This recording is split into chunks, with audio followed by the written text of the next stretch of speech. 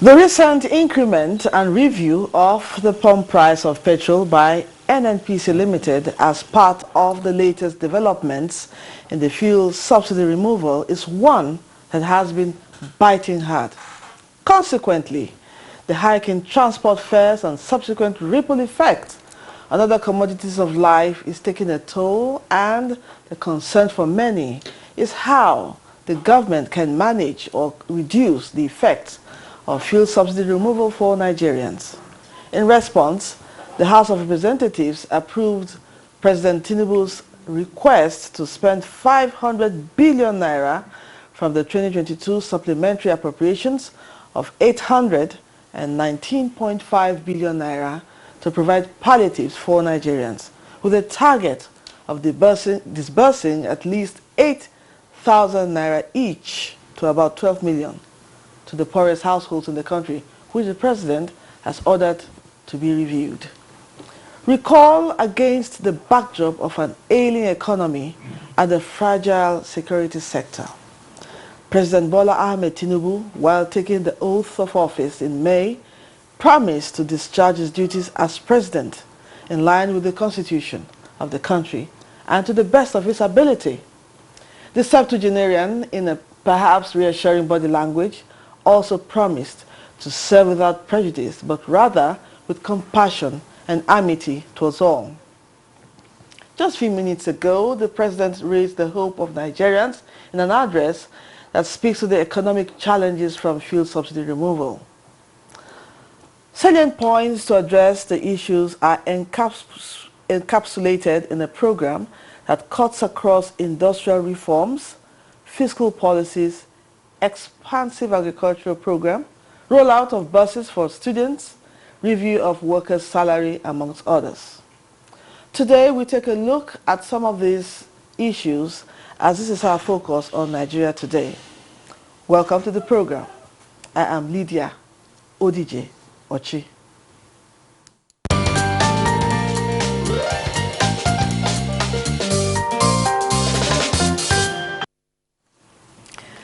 Joining me now to discuss review of presidential broadcast is Dr. Nasara Kogo Umar, an international affairs analyst. Thank you for joining us once again. Thank you very much, viewers. I'm glad meeting you. Good to see you. Also on the set is one of our regular faces on the program, Jide Ojo, a public affairs analyst. Always a pleasure to have you join us. Good to see you again, Lydia. Good evening, Nigerians. Happy New Month in advance. Yeah, thank you so much. Thanks. Now, Barrister, Yes. how when you listen to the President's address, what did you make of it? Well, I'm really glad that the President, in his capacity as the Chief Executive Officer of the Federation, by the provision of Section 130 of the Constitution, has really portrayed that governance is a symbiotic relationship, it's a symbiotic social contract between the leaders and the led. He really explained in details the much about this issue of fuel subsidy. He started his address by explaining the reasons why it has become necessary. He now go about talking about the feel of the pains he has for the common man. That shows the aspect of the democratic humanism and social justice of which he is made of.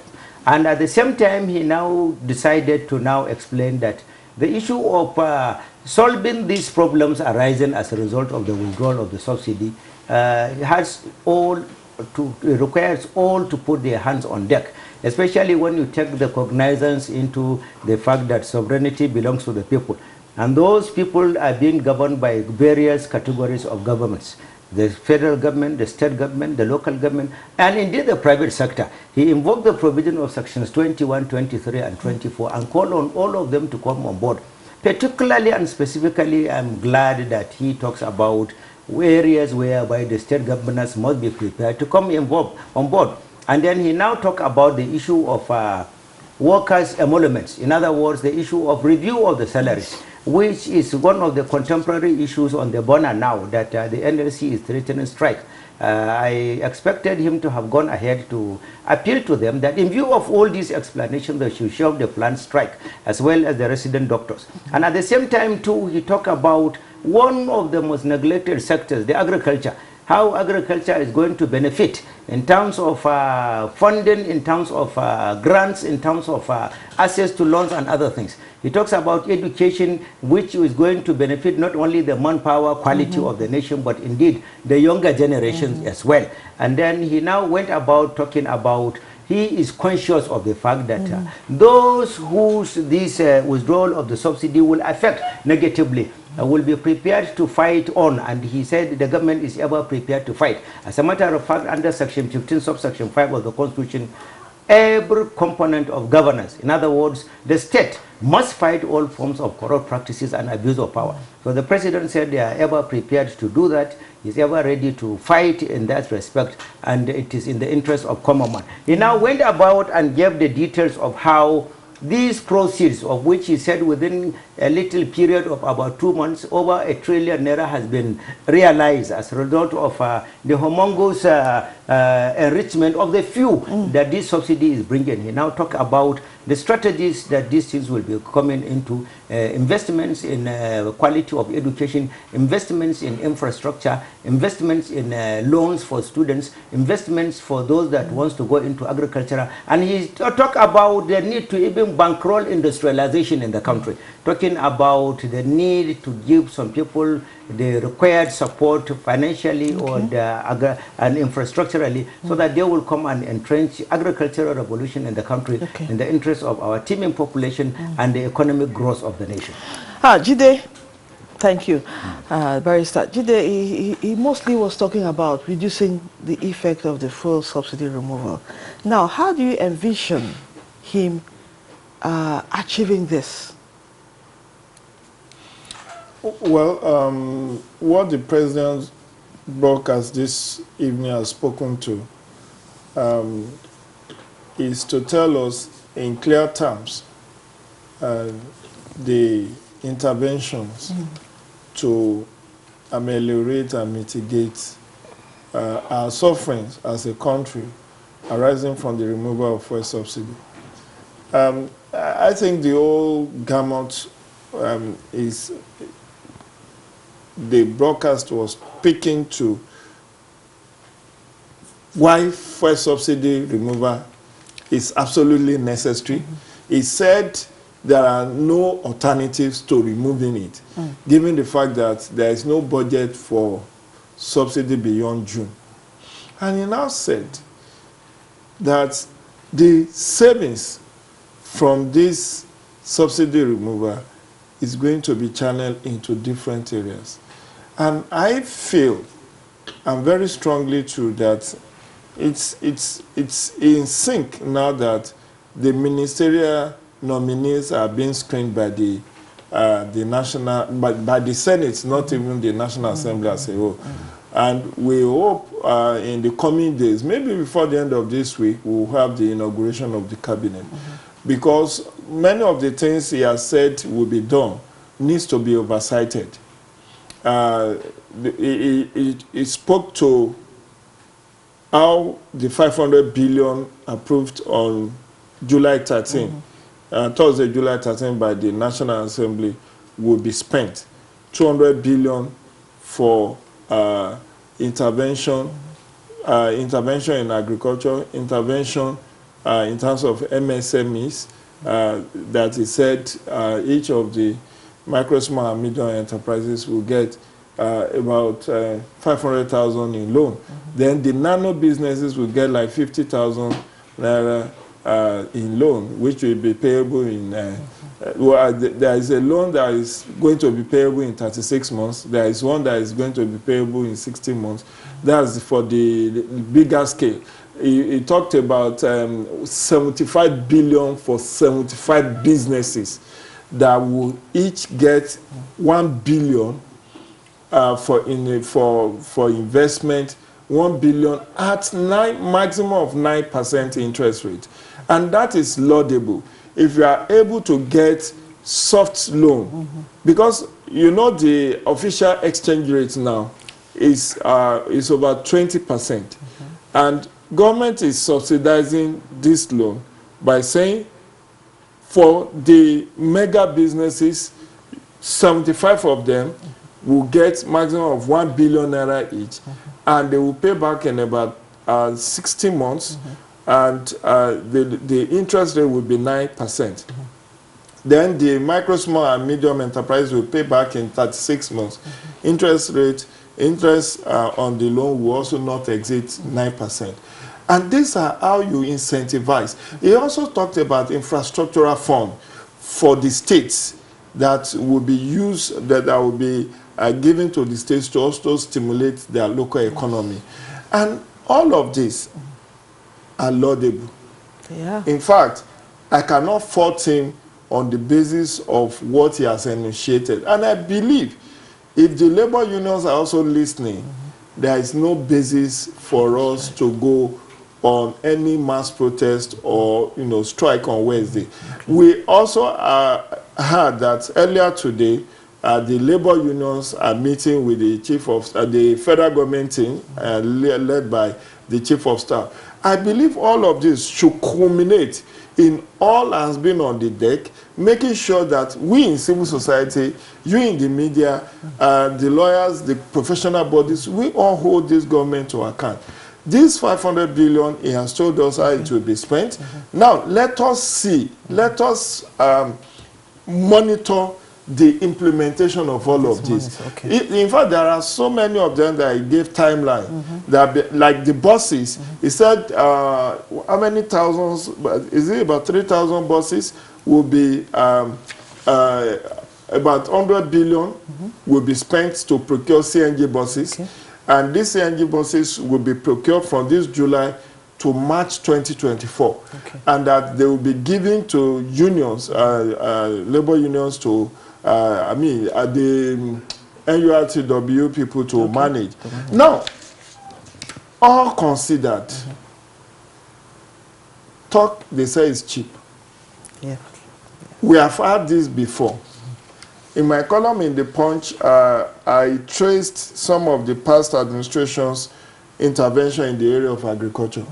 From the time of Obasanjo's Operation Feed the Nation, to Shagari's Green Revolution, to the Buhari's Anchor Borrowers Program.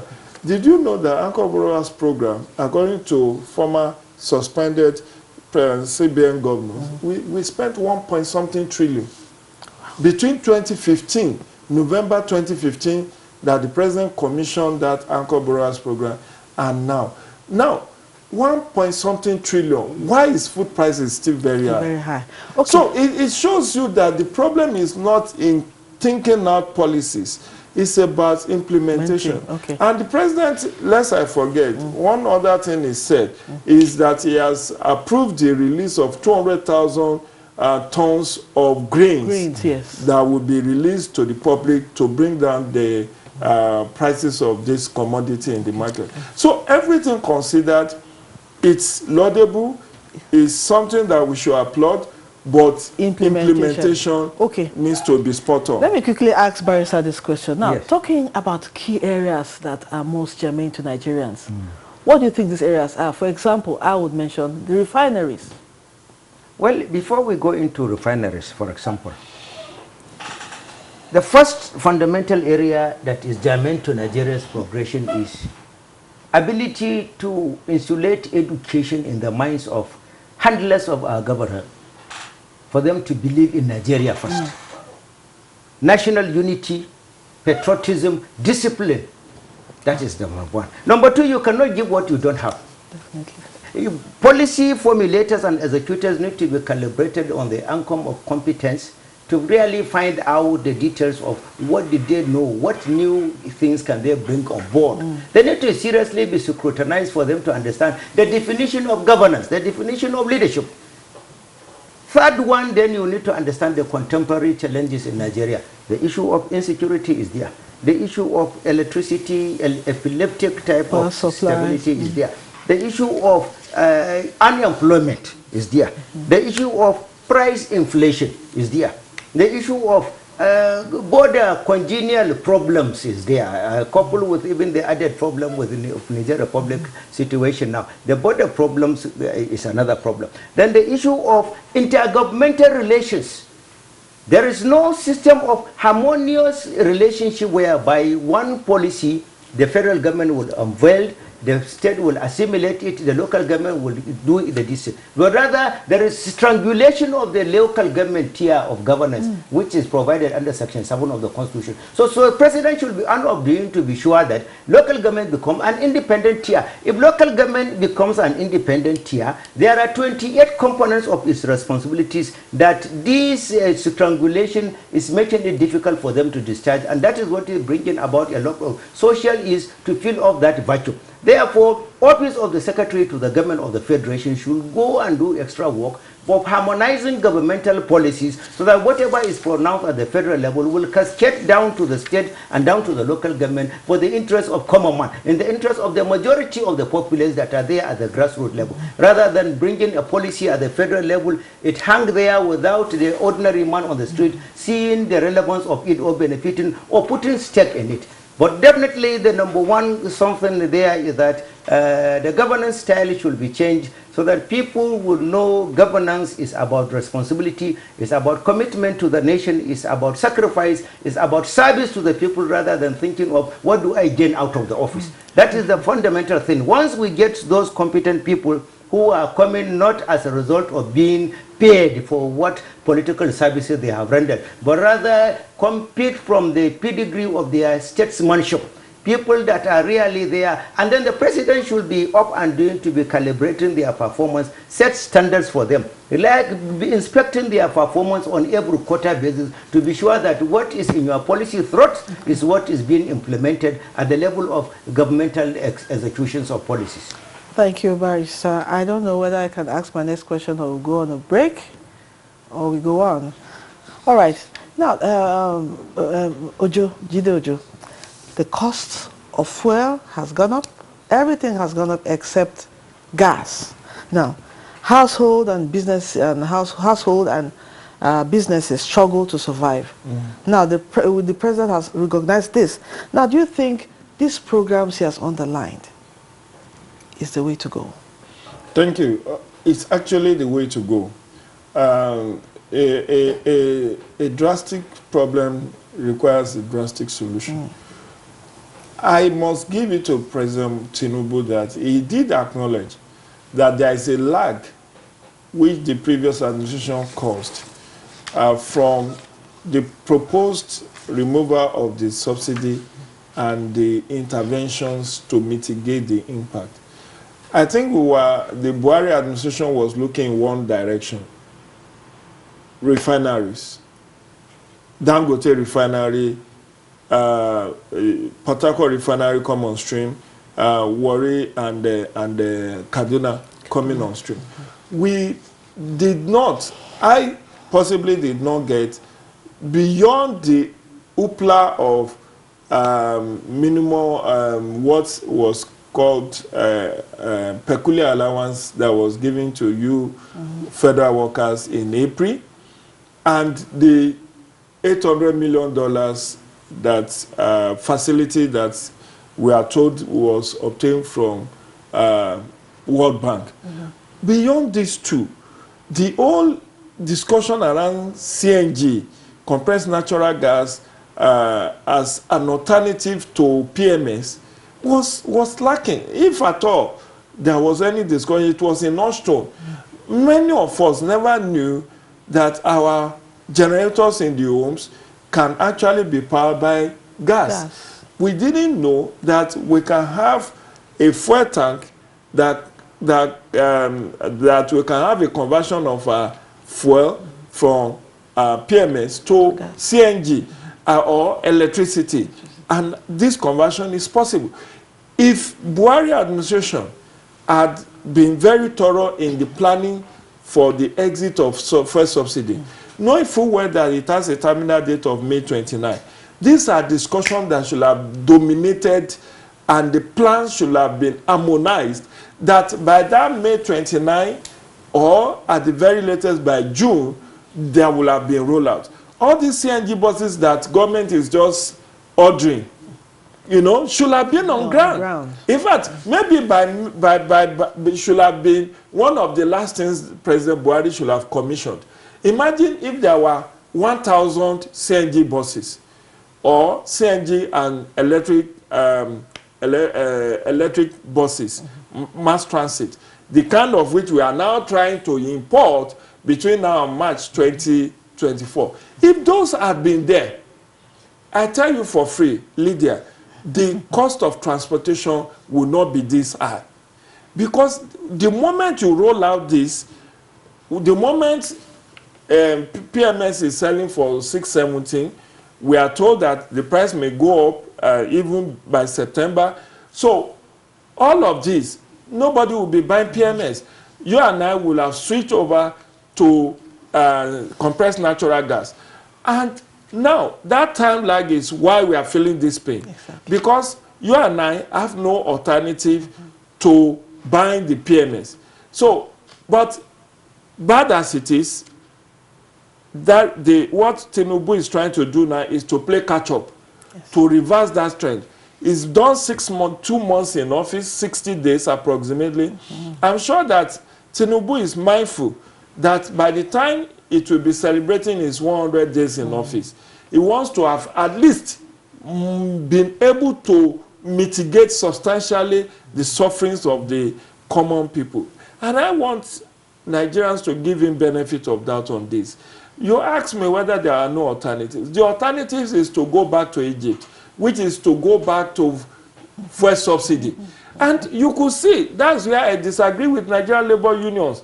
When they gave this 1 week notice, they are saying that all pro or whatever, that we should go back to. I would never support going back to fueling or paying subsidy, which has been a scam. How could we, in good conscience, Lydia, how can any government defend that in 5 months, of 2023, we have spent 3.5 trillion on fuel subsidy? 3.5 trillion lapsed by May 2029. How defensible is that? Now, in 2 months, the president is telling us we have saved 1 trillion. It then means that this money can be channeled to other areas, improvement of infrastructures, agricultural revolution, and all of that. Of course, there are no easy way out of this old quagmire. But given the support, and I want to buttress what my elder brother said, father here, about the need for synergy across government, federal and subnational. You see, some of these policies cannot just hang at the federal level. It needs to percolate. And I'm glad. This evening I read about what Governor Sanwo-Olu is doing in Lagos, slashing the BRT buses transport by 50%, and then the yellow buses by 25%. Which then Governor Abiodun has also promised, I think is commissioning about 1,000 buses, CNG buses within, maybe by next month. These are things. And I also want to give kudos to President Tinubu for acknowledging the support that he has received from the private sector that have also increased their workers' wages. And that is the way to collaborate. So we need the local government, we need the state, we need federal. But more importantly, for you and I, we need oversight. Eternal vigilance is the price of liberty. All right. Implementation is very key. Important, definitely. I know, Barrister, you want to round this up. We don't really have much time. Yes, what I want to round up is that no matter how much it will be the good intention, we must be prepared to step on toes. The government must be prepared to fight corruption in all its ramifications. If we don't fight corruption, then an average politician may think that the business is as usual. And this money will filter into the pockets of some private people that we have been complaining, especially in the president's address. Therefore, corruption must be fought in all ramifications for these things that the president unveiled today to actualize. To work. Thank you so much. Well, this is that's all we can have on this program. But before I go, let me thank my guests for their time and analysis on the presidential broadcast. Dr. Minasara Kogo Umar, International Affairs Analyst, thank you so much for coming. Thank you. It's always my honor. And to you, Jide Ojo, Public Affairs Analyst, we appreciate you. Thank you for your time. My pleasure. And to you, our viewer, we do appreciate you for always being a part of this program. Don't forget the program airs on weekdays at 7:30 p.m. on NTA News 24, and you can as well watch these and other episodes on www.youtube.com/NTA News 24 Hub. I am Lydia Odijochi. See you tomorrow.